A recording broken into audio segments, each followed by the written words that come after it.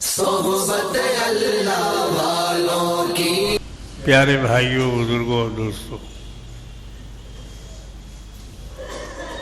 رمضان المبارک کی آمد ہے اور الحمدللہ دنیا کے جتنے مسلمان ہیں سب اس کے استقبال کے لیے ہموطن متوجہ ہیں اور اس کی پوری تیاری کر رہے ہیں۔ کھانے پینے کے اعتبار سے، اپنے اوقات کے فارغ ہونے کے اعتبار سے وہ اس کی تیاریوں میں مشغول ہیں۔ چند دنوں کے بعد انشاءاللہ رمضان المبارک کا چاند نظر آ جائے گا اور تمام مساجد میں تراویح کا سلسلہ شروع ہو جائے۔ ہم اللہ سے دعا کرتے ہیں کہ اللہ تبارک و تعالی اس مہینے میں امن و سکون اور چین کے ساتھ، صحت اور عافیت کے ساتھ، خوشحالی اور فارغ البالی کے ساتھ ہم تمام لوگوں کو رمضان المبارک کا احترام کرنے اور اس کے روزے رکھنے اور اس میں تراویح پڑھنے اور اس میں ساری عبادات کرنے کی توفیق عطا فرمائے۔ اللہ ہمارے دلوں کو اس کے لیے موم کر دے، نرم کر دے کہ ہم اس ماہ مبارک کی عزت و حرمت میں کوئی کمی نہ کریں۔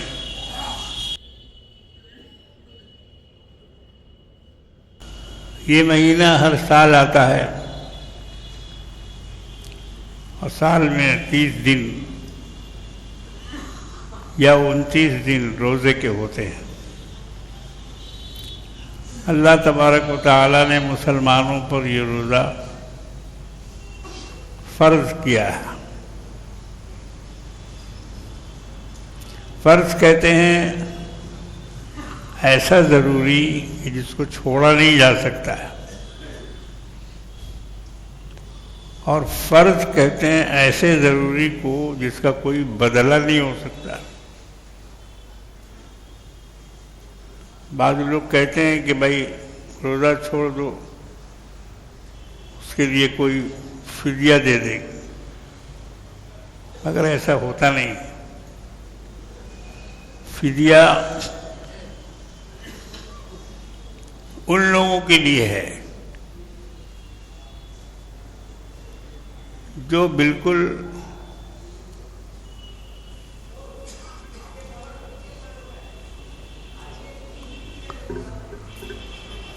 آئیے، یہ ہمارے مسجد کے صدر صاحب ہیں، تشریف لائے ہیں آج۔ ان کا 2-4 منٹ ہم لوگ ان کی بات بھی سنیں گے۔ تو فدیہ ان کا ہوتا ہے کہ جن کو آئندہ روزہ رکھنے کی امید نہ ہو،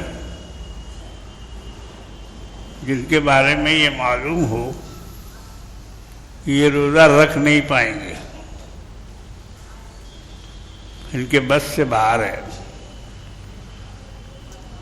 ایسے لوگوں کے لیے فدیہ ہوتا ہے۔ مگر جن کے بارے میں یہ یقین ہو، گمان ہو کہ ابھی تو بیمار ہیں مگر پھر اچھے ہو جائیں گے اور پھر طاقت آ جائے گی، تو ان کے لیے فدیہ نہیں ہے، ان کے لیے قضا ہی رکھنا پڑے گا۔ فدیہ سے ان کا روزہ ادا نہیں ہوگا۔ اگر قضا رکھنے کی سکت ہے، قوت ہے، طاقت ہے تو قضا رکھنا ہوگا۔ یہ روزہ ایسا ہے اس کا کوئی فدیہ ہے ہی نہیں۔ حدیث شریف میں ہے، کملی والے آقا جناب محمد رسول اللہ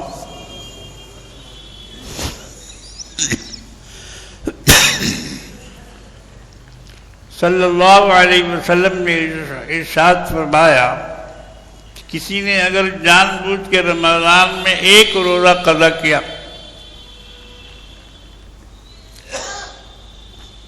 تو اس کے بدلے میں اگر وہ پوری زندگی بھی روزہ رکھے تو اس کا کفارہ ادا نہیں ہو سکتا، یعنی اس کا بدل نہیں ہو سکتا جو روزہ چھوٹ گیا۔ تو میرے بزرگوں اور دوستوں، ہم میں کا ہر ایک یہ کوشش کرتا ہے کہ وہ روزہ رکھے، اور ان کوششوں میں ہماری کچھ غفلتیں بھی ہوتی ہیں۔ وہ غفلت یہ ہے کہ جیسے سحری کے ٹائم دیر سے اٹھنا، اب اذان شروع ہو گئی ہے اور جلدی جلدی کلی کر رہا، پانی پی رہا، تو ایسے کا روزہ نہیں ہوتا۔ اذان شروع ہو جانے کے بعد اگر کوئی پانی پیتا ہے یا کلی کرتا ہے یا منہ دھوتا ہے تو اس کا روزہ نہیں ہوگا، کیونکہ جیسے ہی اذان شروع ہوتی ہے ویسے ہی روزہ کا وقت ختم۔ اب یہ الگ بات ہے کہ کسی مسجد میں پہلے اذان دے دی جاتی ہے، اس کو معلوم کرنا ہوگا کہ یہاں وقت سے پہلے اذان ہوتی ہے۔ حالانکہ وقت سے پہلے اذان دینا مناسب نہیں ہے، لوگوں کو غلط فہمی ہوتی ہے اس میں۔ تو بہرحال اس میں اکثر لوگ کوتاہی کرتے ہیں۔ اور دوسرے نمبر پر افطار کے موقع پر جلدی بہت کرتے ہیں۔ ٹھیک ہے، جلدی کرنے کا حکم ہے، مگر اب ایمبولینس کی آواز آ رہی ہے سائرن بجانے کی، اور انہوں نے منہ میں گلگلہ رکھ لیا، پھلوڑی رکھ لیا، یہ سمجھ کے کہ مسجد میں سائرن بج رہا ہے یا اذان کی آواز آ رہی ہے۔ تو اگر ایسا بھی ہوتا ہے تو روزہ ٹوٹ جائے گا، وہ روزہ ہوگا نہیں۔ اچھی طرح اطمینان کر لیں کہ اذان ہو گئی، ہو رہی ہے، جلد بازی نہ کریں۔ جلد بازی تو ہے ہی ہے، مگر اتنا نہیں ہے کہ روزہ ہی ختم ہو جائے۔ جلدی بازی کا مطلب یہ کہ اب اذان ہو رہی ہے پھر بھی بیٹھے ہوئے، روزہ کھول نہیں رہے، کام میں مشغول ہیں، یہ کر رہے وہ کر رہے، یہ اٹھا رہے وہ لا رہے یہ دے رہے، وہ بھی تاخیر ممنوع ہے۔ ایک فرقہ ہے ایسا جس کا اسلام سے ہر چیز الگ ہے، اسلامی فرقہ ہے وہ، لوگ ان کو بھی مسلمان ہی بولتے اور سمجھتے ہیں، مگر ان کا کلمہ سے لے کے اور قبرستان تک مسلمانوں سے الگ ہے۔ وہ اپنے مردوں کو مسلمانوں کے قبرستان میں دفن بھی نہیں کرتے، ان کا قبرستان الگ ہے، مگر رہتے ہیں سال بھر تک خوب گھل مل کے، خوب گھل مل کے رہتے ہیں، شادی میں، بیاہ میں، ختنہ میں، تقریب میں، دعوتوں میں، جلسوں میں، پروگراموں میں خوب شامل رہتے ہیں، اور پتہ نہیں چلتا ہے کہ یہ ان کا مذہب کیا ہے، مذہب پتہ نہیں چلتا، اور ایسا ایسا چولا پہن کے تقریر کرتے ہیں یا مذہب بدلتے ہیں یہ کہ ان کو پکڑنا اور پہچاننا بہت مشکل ہے۔ ایک صاحب ہمارے دوست تھے، اچھے آدمی تھے، ہمارے ملنے والوں میں سے تھے، ان کا نام تھا عشرت نذیر آزاد، تقریر وغیرہ بھی کرتے تھے، پروگراموں میں بلایا بھی جاتا تھا ان کو، مگر تھے وہ مذہب کے شیعہ، کٹر شیعہ تھے وہ۔ تو خیر انہوں نے اپنے زمانے میں تو اتنا فتنہ فساد نہیں مچایا، مگر ابھی ان کا لڑکا شبیر علی آزاد، وہ بڑا چوغا اوغا پہن کر ٹوپی کلاه، اور اس قدر گالیاں دیتا ہے سنیوں کو، اور سنی بیٹھ کے سنتے ہیں چپ چاپ سے۔ ہمیں تعجب معلوم ہوتا ہے کیسے اس کو لوگ جلسوں میں بلاتے ہیں، کیسے اس سے تقریر کرواتے ہیں، اور کیسے اس کی بکواس اور خرافات کو سنا، حالانکہ جاہل ہے، پڑھا لکھا نہیں ہے کچھ، بس ایسے ہی بکواس ہے۔ تو اس طرح کے لوگ شریعت کو زیادہ نقصان پہنچانے والے ہیں۔ اب یہ لوگ تقریر میں کیا بولتے ہیں کہ بھائی افطار میں جلدی مت کرو، مغرب کی نماز پڑھ کے تب روزہ کھولو، ان کے یہاں ہے یہ، ان کے مسلک میں ہے کہ نماز پڑھنے کے بعد تب افطاری کی جائے، اور اس میں کچھ سنی نما بھی گھسے ہوئے ہیں، جیسے ہتھیاڑا شریف، وہ لوگ بھی یہی کہتے ہیں کہ نماز پڑھ کے تب افطار کرنا چاہیے۔ وہ پہلے رمضان شریف میں بڑا بڑا اشتہار اخباروں میں چھپواتے تھے، فرسٹ پیج میں، اس زمانے میں 10,000 20,000 کا اشتہار ان کا آتا تھا، اور اس اشتہار میں یہی لکھتے تھے وہ کہ اذان کے ساتھ روزہ نہیں کھولنا چاہیے بلکہ روزہ نماز کے بعد کھولنا چاہیے۔ اب اس میں قرآن کی آیت وغیرہ بھی لکھتے تھے، اس کی دلیل دیتے تھے وہ قرآن سے۔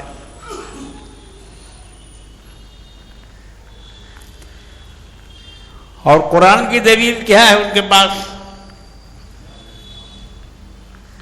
قرآن میں ہے، اللہ تبارک و تعالیٰ نے فرمایا ہے کہ تم اپنے روزوں کو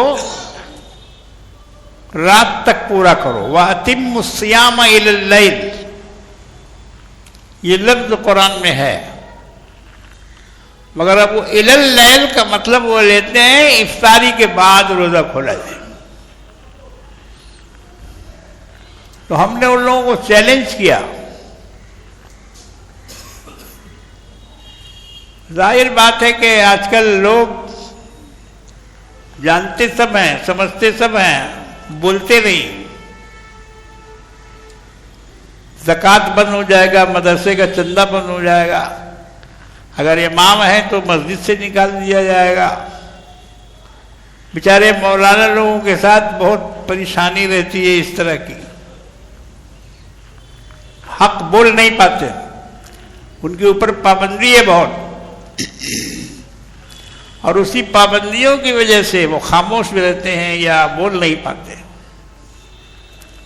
مگر ایسا نہیں ہونا چاہیے، جہاں دین کا نقصان ہو وہاں بولنا چاہیے، بولنا چاہیے اور اس کی مخالفت کرنی چاہیے بلا خوف، میں یہاں اس مسجد میں تقریر کرتا ہوں، میں اگر کسی جماعت کے خلاف بولوں اور اس کے بدلے میں مجھے یہاں سے نکال دیا جائے، ہٹا دیا جائے، میری تقریر بند کرا دی جائے، مجھے اس کا کوئی افسوس نہیں ہوگا۔ ابھی اتنی بڑی جماعت، تبلیغی جماعت ہوئی ہگلی میں، مولانا سعد صاحب تشریف لائے، بہت تقریریں ہوئیں، کروڑوں کا مجمع ہوا، مگر ایک غلط بات بول کے چلے گئے کہ مدرسوں کو زکوٰۃ فطرہ نہیں دینا چاہیے، مدرسوں کو زکوٰۃ فطرے کی رقم نہیں دینی چاہیے۔ اب انہوں نے کہہ دیا، لوگوں نے سن لیا، حالانکہ لوگ اس پر عمل نہیں کریں گے، ہم کو معلوم ہے۔ وہ اپنی ایک بات بیچارے بول کے چلے گئے، مگر اس طرح کی بات اگر سامنے آئے تو علماء کو اٹھ کر اس کا جواب دینا چاہیے، ایسا نہیں کہ خاموشی سے ڈکار مار لیں۔ یہ ڈکارنے کی وجہ سے دین کا آج یہ حال ہوا ہے کہ جس کے جو جی میں چاہ رہا ہے بول رہا ہے۔ تو میرے بھائیوں، بزرگوں، دوستوں، اگر حق کے خلاف کوئی بات ہو، دین کے خلاف کوئی بات ہو، شریعت کے خلاف کوئی بات ہو، تو چاہے کوئی بھی بولے، اس کی تردید ہونی چاہیے۔ خاص طور سے علماء اس کے ذمہ دار ہیں۔ اگر وہ نہیں بولیں گے اور منہ بند کر لیں گے تو دین میں فساد ہوگا۔ تو میں نے اس کی مخالفت کی، 5,000 10,000 ہزار روپے کا اشتہار اخبار مشرق اور اس طرح کے اخباروں میں پہلے صفحہ پر، فرنٹ پیج پر ہتھیاڑہ والوں کا اشتہار آتا تھا، اور اس میں یہی لکھا جاتا تھا کہ مغرب کی نماز کے بعد روزہ کھولنا چاہیے، یہی صحیح ہے، اور جو لوگ اذان کے ساتھ افطار کرتے ہیں وہ غلط ہے۔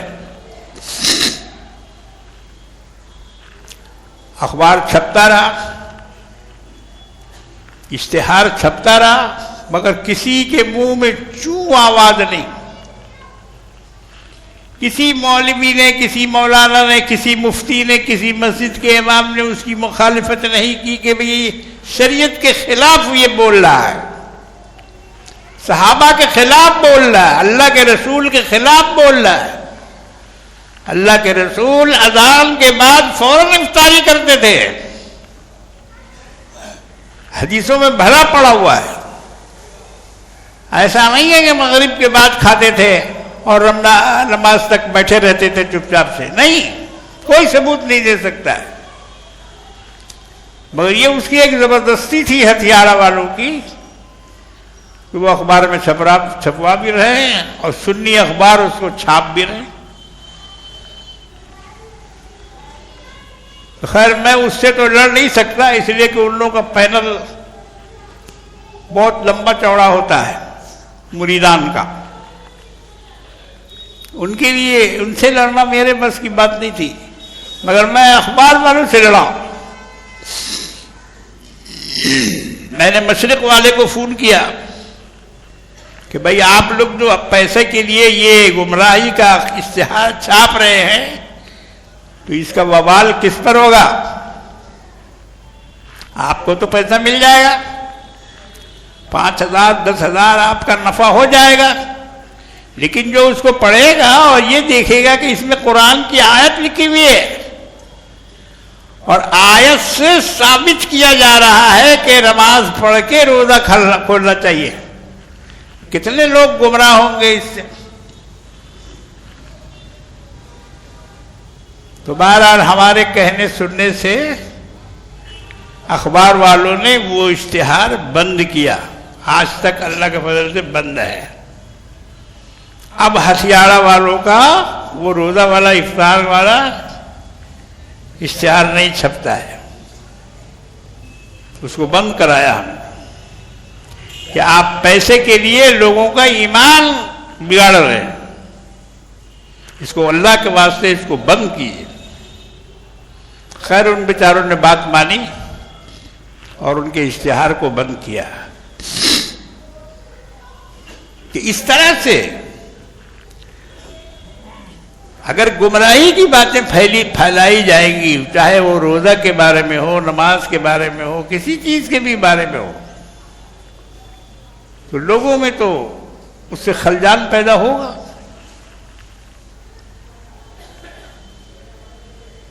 تو ہتھیارہ والے بھی کس کی نقل کر رہے ہیں؟ شیعوں کی نقل کر رہے ہیں۔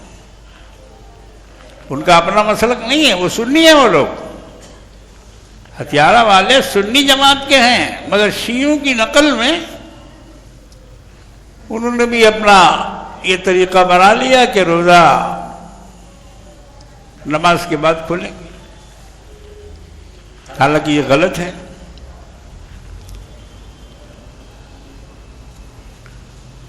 اس کے ایک آدمی نے مجھ کو دھمکی دی کہ اگر آپ اپنا بیان بند نہیں کریں گے تو آپ کو ہم گولی مار دیں گے، شوٹ آرڈر۔ اس نے کہا کہ آپ کو شوٹ کر دیں گے ہم اگر آپ نے میرے پیر کے خلاف بیان بند نہیں کیا۔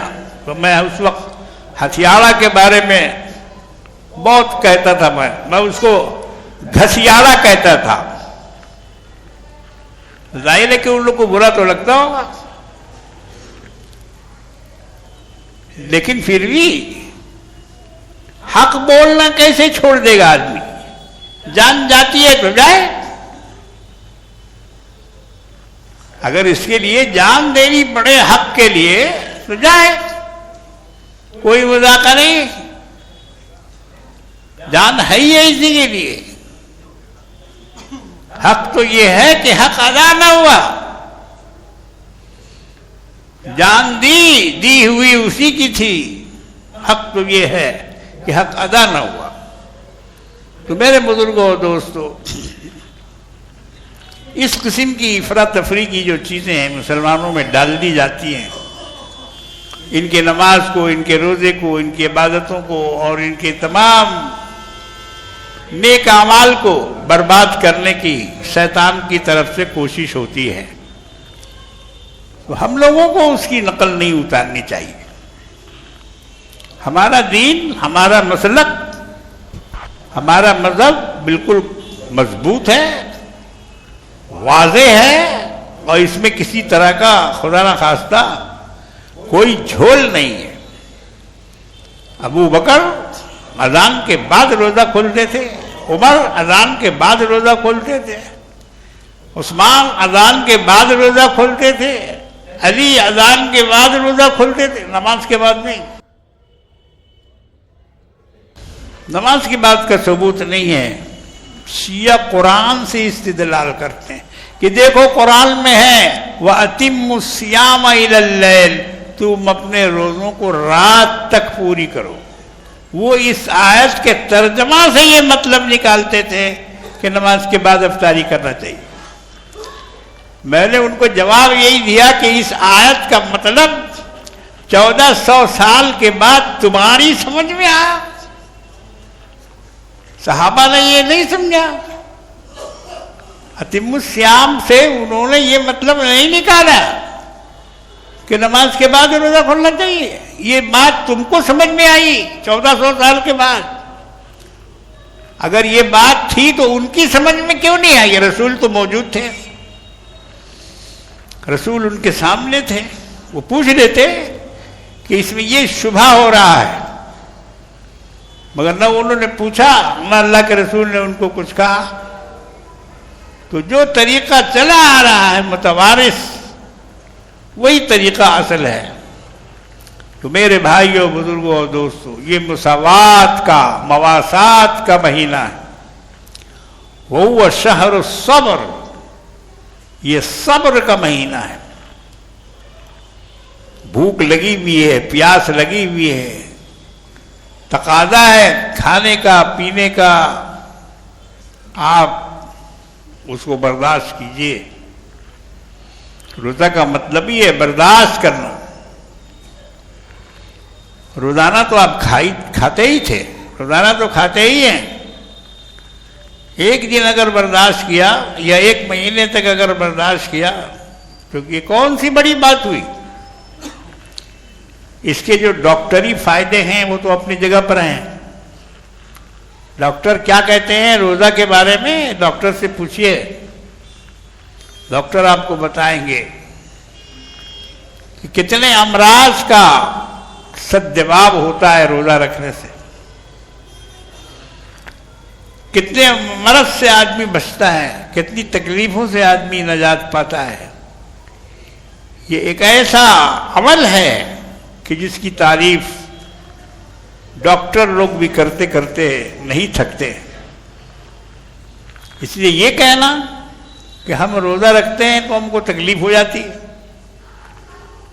بولے گیسٹرک ہے نا، گیسٹرک، اس لیے نہیں رکھتے ہیں روزہ. گیسٹرک والوں کو اور بھی روزہ رکھنا چاہیے،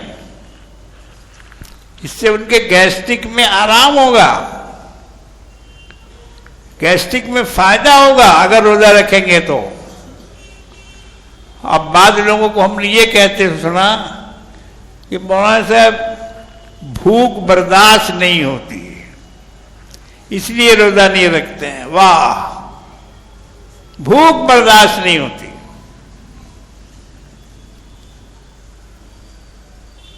کبھی ایسا بھی موقع پڑ سکتا ہے کہ ڈیٹینشن کیمپ میں بھوکا رہنا پڑے گا دن بھر. SIR ہو رہا ہے، گھبراؤ مت. کتنے لوگوں کے نام اس میں کٹیں گے اور کتنے لوگوں کو ڈیٹینشن کیمپ میں بھیجا جائے گا، یہ ابھی کچھ واضح نہیں ہو رہا ہے، سامنے نہیں آ رہا ہے. مگر جب خدا نخواستہ ایسا ہوا تو اس وقت تمہاری بھوک کیسے مٹے گی جبکہ کھانے کو کچھ بھی نہیں ملے گا، پانی بھی نہیں ملے گا. ڈیٹینشن کیمپوں میں اگر رکھ دیا گیا، ڈی ووٹر بول کر، ڈیفالٹر بول کر اگر وہاں ٹھوس دیا گیا تو سوچو کہ کیا حال ہوگا. اللہ کے رسول فرماتے تھے کہ بچوں سے بھی روزہ رکھوایا کرو، وہ بچے جو روزہ برداشت کرنے کے قابل ہوں. ہمارے یہاں کیا کرتے ہیں، 4 سال 5 سال کے بچے سے زبردستی روزہ رکھوا کے اس کا فوٹو اخبار میں چھاپتے ہیں، گلے میں پھول کا ہار وار ڈال کے. یہ ظلم ہے، ایسا ظلم مت کرو اتنے چھوٹے بچوں پر. نہ روزہ فرض ہے، نہ کفایہ ہے، اور نہ کچھ بھی نہیں ہے. ہاں، جو بچے اس صلاحیت کے مالک ہوں کہ وہ روزہ رکھ سکتے ہوں تو حدیث میں آتا ہے کہ ان کو روزہ رکھواؤ تاکہ ان کو روزہ رکھنے کی عادت پڑے. اگر بالکل چھوڑ دیں گے آپ کا بیٹا ایک روزہ بھی نہیں رکھے گا، پورے رمضان آپ اس کو چھٹی دے دیں گے تو کبھی نہیں روزہ رکھے گا. پھر وہ روزہ کے قریب بھی نہیں جائے گا اور نہ اس کو روزے کی کوئی فضیلت معلوم ہوگی. اس لیے میرے بزرگوں، دوستو، آپ خود بھی اس کی تاکید کریں، بچوں سے بھی تاکید کروائیں، ان کو بھی روزہ رکھنے کی عادت ڈلوائیں. رمضان میں رزق حلال کا انتظام کریں، حرام سے بچنے کی کوشش کریں. کوئی بھی افطاری، کوئی بھی سحری، کسی قسم کا دودھ، کسی قسم کا کھانا پینا، اس میں آپ حلال رزق تلاش کریں اور حلال سے افطار کریں. انشاءاللہ تبارک و تعالی اس کا فائدہ آپ کو نصیب ہوگا اور آپ کے روزوں میں برکت آئے گی، نورانیت اور چمک آئے گی. اس کے ساتھ ساتھ تراویح کو بھی قائم رکھیں. روزہ دن میں رکھیں، تراویح رات کو پڑھیں. پھر دیکھیں آپ کہ آپ کو رمضان کی بہار کیسے نظر آتی ہے اور کس طرح اس کی بہار کی لذتیں آپ اور ہم لوٹ سکتے ہیں. اللہ تبارک و تعالیٰ سے دعا ہے کہ اللہ ہم سب کو اس کا موقع نصیب فرمائے، توفیق نصیب فرمائے. اب ہمارے صدر صاحب کچھ آپ کے سامنے اپنی بات رکھیں گے، اس کے بعد انشاءاللہ خطبہ ہوگا. السلام علیکم.